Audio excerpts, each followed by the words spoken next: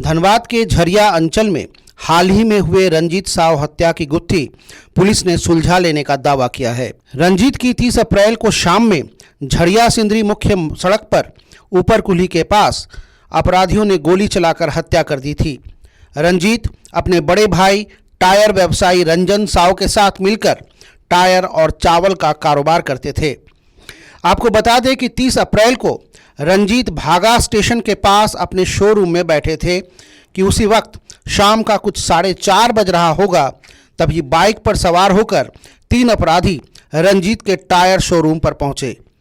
उसमें से 2 अपराधी शोरूम के अंदर चले गए, जबकि एक बाहर निगरानी करता रहा। दोनों अपराधी 1-2 मिनट तक शोरूम के अंदर सामान देखने का नाटक करते रहे। तभी एक अपराधी ने अपने कमर से रिवॉल्वर निकालकर चेयर पर बैठे रंजीत के माथे के पास कनपट्टी पर गोली चला दी। बुरी तरह जख्मी रंजीत दरवाजे के तरफ किसी तरह दौड़े कि तब तक दूसरे अपराधी ने उसके सर पर दूसरी गोली दाग दी, जिससे रंजीत दरवाजे के पास ही गिर गए और उनकी मौत हो गई। घटना के बाद नाराज स्थानीय लोगों, रंजीत के परिजनों और कारोबारियों ने वहां सड़क जाम कर जबरदस्त प्रदर्शन करते हुए पुलिस से तुरंत अपराधियों को गिरफ्तार करने और साव परिवार को सुरक्षा देने की मांग की थी। के अंदर तो गोली मारा और उसके बाद मेरा भाई जब भागने लगा तो दूसरा अपराधी भी उसको गोली मार दिया, माथा में लगा और वहीं। अभी आप लोग क्या कुछ मांग कर रहे हैं? हम लोग जिला प्रशासन से यही मांग कर रहे हैं कि आए दिन इतना व्यापारियों लोग को हत्या हो रहा है, निर्मम हत्या किया जा रहा है, उसका कोई रोक नहीं लग रहा है। तो अब आम जनता, आम व्यापारीगण कैसे व्यापार करेंगे, कैसे रहेंगे? हम लोग व्यापारी आदमी हैं, अकेले चलते हैं। हम लोग तो माफिया है नहीं कि 1 दर्जन 2 दर्जन आदमी लेके चलेंगे। तो फिर इसका जिला प्रशासन से मांग करते हैं कि इसका विचार कर अपराधी को गिरफ्तार करे। घुस करके उसकी हत्या कर दी जाती है। आखिर हम लोग कहाँ जाएं, कहाँ रहेंगे? लोग सुरक्षित नहीं, अगर हम लोग को सुरक्षा नहीं मिलेगा तो हम कहाँ गुहार लगाएं? हम तो जिला प्रशासन से मांग कर रहे हैं कि जल्द से जल्द उसको गिरफ्तार करें, जो भी है, और सजा जब तक अपराधियों में डर खत्म होते जाए। अब पुलिस ने उस कांड का उद्भेदन करते हुए कहा है कि पीडीएस यानी राशन के चावल की कालाबाजारी करते हुए गिरफ्तार हुए विजय गर्ग और भोलू यादव ने मिलकर व्यवसायी रंजीत कुमार की हत्या की साजिश रची और उसकी हत्या करवा दी। कांड का खुलासा करते हुए धनबाद के एसएसपी संजीव कुमार ने बताया कि विजय गर्ग पीडीएस चावलों की हेराफेरी में शामिल रहा है और उसे लग रहा था कि चावल के कारोबार में रंजीत साव बाधक बनता जा रहा है। लिहाजा कालाबाजारी में गिरफ्तार होकर जेल में रहने के दौरान उसने वहां एक अपराधी भोलू यादव से मिलकर रंजीत की हत्या की साजिश रची और भोलू को 1 लाख रुपया दिलाया। फिर भोलू ने कभी कुख्यात शूटर अमन सिंह के साथ काम करने वाले एक अपराधी सद्दाम को रंजीत की हत्या की जिम्मेदारी सौंपी। सद्दाम ने इस काम के लिए हुमायूं नामक एक अपराधी के जरिए बोकारो से 2 शूटरों को मंगाया और उसे 70,000 की पेशगी और हत्या के लिए पिस्टल उपलब्ध कराया। और इस तरह विजय गर्ग और भोलू यादव के साजिश के जाल में फंसकर रंजीत की हत्या हो गई। बिंदुओं पर हम लोगों ने अनुसंधान शुरू किया और अनुसंधान में जो बात प्रकाश में आई, जो साक्ष्य मिले हैं, उसके आधार पर कुल 2 अपराधियों की गिरफ्तारी अभी की गई है। एक विजय गर्ग और दूसरा हुमायूं खान।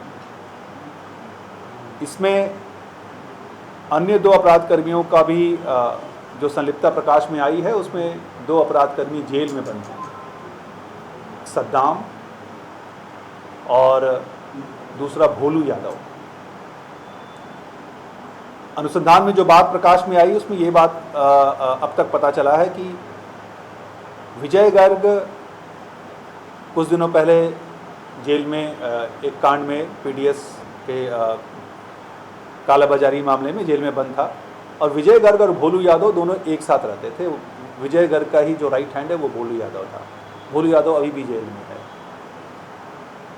प्लानिंग उसी वक्त इन लोगों के द्वारा, जो अब तक बात आई, उसी वक्त इन लोगों की प्लानिंग हुई।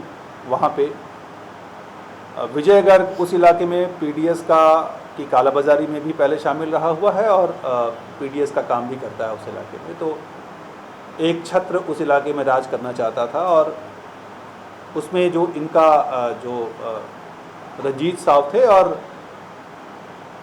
जो इनके ट्रांसपोर्टिंग का जो इनका अपना था वो अड़ंगा इसमें लोग कर रहे थे। इनकी पुरानी भी कुछ दुश्मनी प्रकाश में आई है, तो वहीं इनके हत्या का प्लान बना है। और बाद में इन लोगों ने क्या किया, जब विजयगढ़ बाहर आ गया तो भोलू यादव ने अंदर से ही सारा सेट किया। सद्दाम के थ्रू 2 अपराधियों को सेट किया गया इसमें इसकी हत्या के लिए।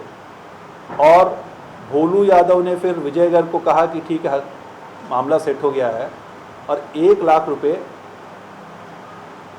विजयगढ़ को कहा गया। किसी एक बीच में एक इंटरमीडिएरी व्यक्ति था, मैं जानबूझकर नाम नहीं दे रहा हूँ, इंटरमीडिएरी व्यक्ति को उसने 1 लाख रुपया दिया। वो इंटरमीडिएरी व्यक्ति जो है वो उसने भोलू यादव के भाई को 30,000 रुपये और हुमायूं खान को 70,000 रुपया दिया गया।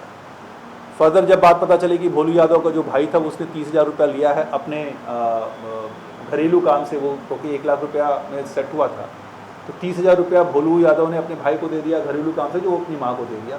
70,000 जो हुमायूं लिया, हुमायूं ने 70,000 में फिर हुमायूं को कहा गया कि 2 क्रिमिनल आ रहे हैं, 2 लोग आ रहे हैं, उनको आपको रखना है, असिस्ट करना है, हथियार भी देना है और वही लोग काम करेंगे, आप पीछे से रहिएगा। हुमायूं सारा रेकी किया। फिर जब दोनों क्रिमिनल आए, दोनों को उसने हथियार सप्लाई किया और हत्या की गई उन दोनों शूटरों के द्वारा। हत्या के बाद भोलू यादव का काम था उस दोनों अपराध कर्मी को बोकारो तक पहुंचाना, बोकारो तक उसको पहुंचवाया गया और वो लोग बोकारो से फिर शहर छोड़कर चले गए। हालांकि अभी वह दोनों हत्यारे जिसने रंजीत को गोली मारकर उसकी हत्या की थी, पुलिस के पकड़ से बाहर है, मगर पुलिस का दावा है कि उन्हें भी बहुत जल्दी गिरफ्तार कर लिया जाएगा। पुलिस का यह भी कहना है कि दोनों अपराधी दूसरे राज्य में भागकर छुपे हुए हैं और पुलिस उस पर नजर रखी हुई है। कोयलांचल लाइव के लिए धनबाद से कैमरा पर्सन विशाल सिंह के साथ शांतनु चक्रवर्ती की रिपोर्ट।